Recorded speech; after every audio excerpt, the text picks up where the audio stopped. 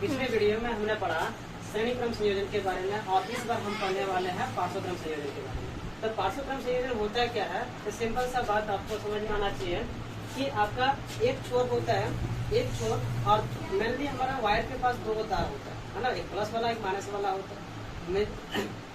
जितने सारे बल्ब हो चाहे जितना भी प्रतिरोध हो, वो क्या कहता है, प्रतिरोध का प्रत्येक एक सिरा पूरे 3, 4, 5 जितना भी हो वो एक साथ जोड़ दिया जाता है और दूसरा सिरा को आपको क्या होता है दूसरे छोर के साथ जोड़ दिया जाता है, ठीक ना। तो इसको हम लोग कैसे जोड़ दिया, जब लिख भी दिया है कि जब किसी प्रतिरोध के छोर को एक साथ और दूसरे छोर को एक साथ जोड़ दिया जाता है, ठीक ना। उसके बाद क्या आता है, और इस प्रकार के संयोजन को ही हम लोग क्या करते हैं, पार्श्वक्रम संयोजन कहते हैं, ठीक ना। और मान लेते हैं कि कैसे कैसे हम इस डायग्राम को हम यहाँ आपको बता दिया गया क्या क्या माने हैं। तो माना कि 3 प्रतिरोध R1, R2 और R3, जिसको हम लोग क्या कहते हैं, पार्श्वक्रम में इसको जोड़ेंगे। इस क्रम में पार्श्वक्रम में पार्श्वक्रम में इसको जोड़ दिया गया है। और क्या रहता है, इसके बीच जो धारा होगी I1, I2 तथा I3 प्रवाहित हो रही है, ठीक ना। ये धारा क्या होती है, मान लेते हैं यह धारा तो बह रही है, लेकिन धारा क्या होती है आपस में ये इक्वली इसमें बढ़ जाता है, इक्वली बढ़ता नहीं, जो धारा एक में जाती है वो प्रॉपर प्रत्येक प्रतिरोध में प्रॉपर जारी होती है, ठीक ना। और इसमें जो मुख्य धारा जो बह रही है वो कितना है, I, ठीक ना। तो I1 यानी कुल प्रतिरोध कुल धारा को जोड़ दे तो I1 के बराबर हो जाता है। और साथ ही में साथ क्या कहते हैं, प्रत्येक प्रतिरोध के बीच जो उत्पन्न विभवांतर होगा वो कितना है, टोटल विभवांतर हमारे पास भी, यानी एक छोर से दूसरे छोर के बीच जो उत्पन्न विभव होता है वही विभवांतर कहलाता है, ठीक ना। अब यह कहते हैं ओम का नियम से यूज करने वाले हैं। ओम के नियम के आधार पर क्या होता है, I = हमारे पास V/R होता है, ठीक ना। तो हम लोग I के लिए निकाल रहे हैं, और जब प्रत्येक प्रतिरोध के लिए जब निकालेंगे तो प्रत्येक पहला प्रतिरोध के लिए तो I1 हो जाएगा और V/R1 हो जाएगा। दूसरे प्रतिरोध के लिए I2/V/R2 हो जाएगा। तीसरे प्रतिरोध के लिए निकालेंगे तो I3 = हमारे पास कितना हो जाएगा, V/, है ना, R3 हो जाएगा। अब समीकरण क्या करना है, 2, 3 और 4 को आपको क्या करना है, 2, 3 और 4 को आपस में जोड़ देना है।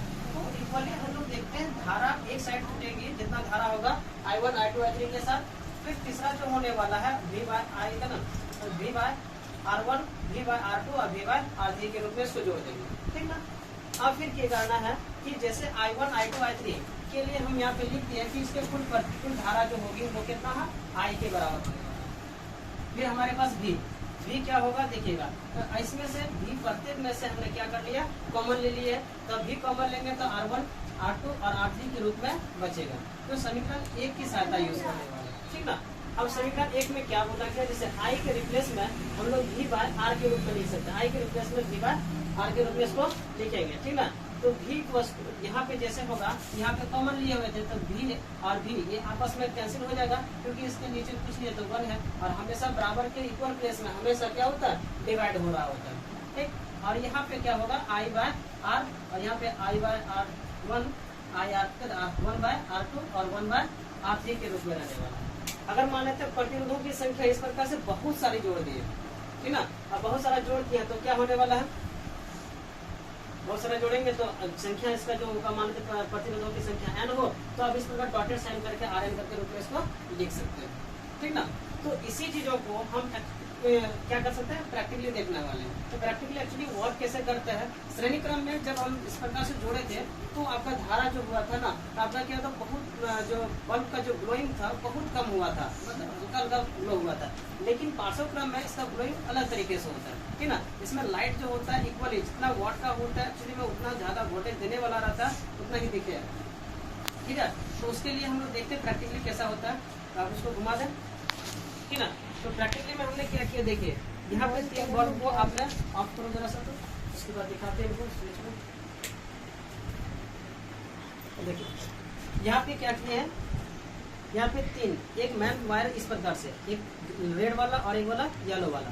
तो देखिए 3 बल्ब है और तीनों बल्ब का एक छोर एक साथ जोड़े हैं, और दूसरे बल्ब का जो तीनों बल्ब का दूसरा सिरा जो होता है वो एक साथ जोड़ दिए।